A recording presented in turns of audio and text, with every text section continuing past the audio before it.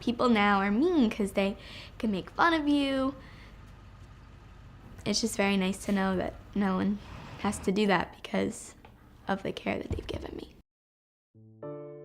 Gabby was born in May 2001. She was seemingly healthy little baby. At 6 weeks old, though, she started to cry these high-pitched, unusual cries. We knew something was wrong. So her dad and I took her to the local emergency room, and they sent her for an x-ray of her leg, her right leg, and found out she had what they call a spiral fracture of the tibia and fibula. So they casted her, and when the cast came off a few weeks later, the bone wasn't healed. And at that point, there was a red flag that something was very wrong. We found a few different physicians that we interviewed who had experience with this, and one of which, she was 4 months old, told me just amputate her leg, she'll play soccer with a prosthetic. He really felt very hopeless. Gabrielle came to me shortly after her first birthday. She had been diagnosed with a difficult disease, congenital pseudarthrosis of the tibia. This is a biological disease, a disease where the genes create proteins that shouldn't be there, proteins that get in the way of healing. In fact, many kids with congenital pseudarthrosis of the tibia end up with an amputation. He had an absolutely positive outlook. He said, we will heal this leg. Amputation wasn't even something he was willing to discuss at the time at all. I felt comfortable right away that he and his team would heal her leg. Gabrielle was treated with a combination of biological therapy and surgical therapy. What we've learned, both from Gabrielle and in subsequent patients like her, is that this type of disease requires multidisciplinary treatment.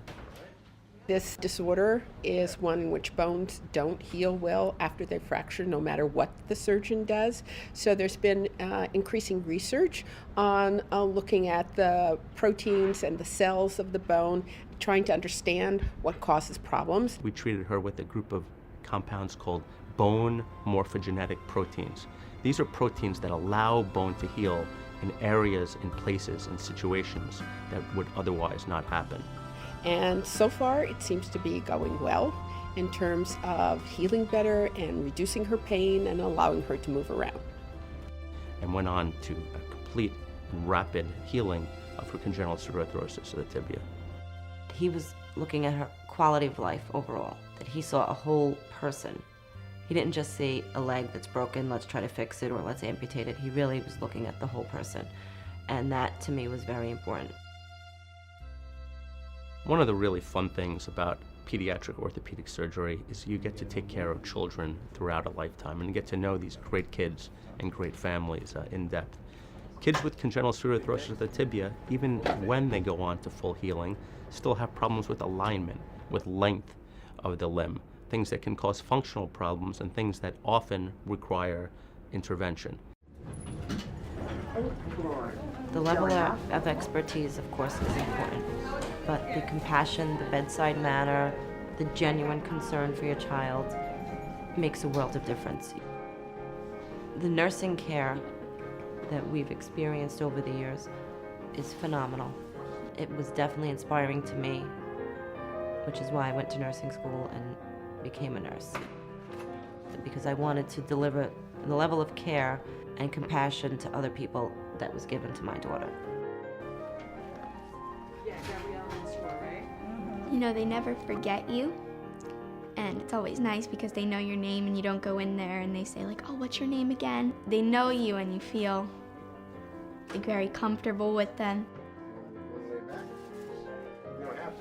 They're all just very caring and they show that they care about you. You don't go many places where a surgeon will email you on a Saturday to check on your child and see how they're doing. It's unheard of to me, and it means so very much to know that he's thinking about her and how she's doing. Hey guys, how are you doing? Hey, how are you? Good. Good to see you. He doesn't have to do that. The team doesn't have to do that. The staff at the hospital doesn't have to do that. But they do, and I believe it's because they genuinely care.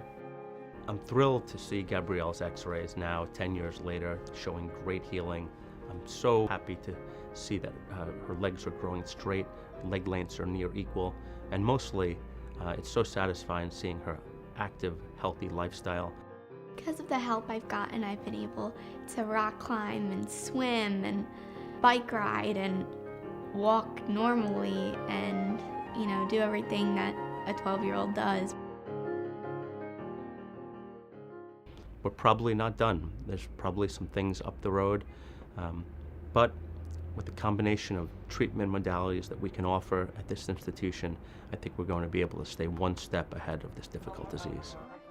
So the prognosis is very good, something that I know would have been very different had we not found Dr. Vitale.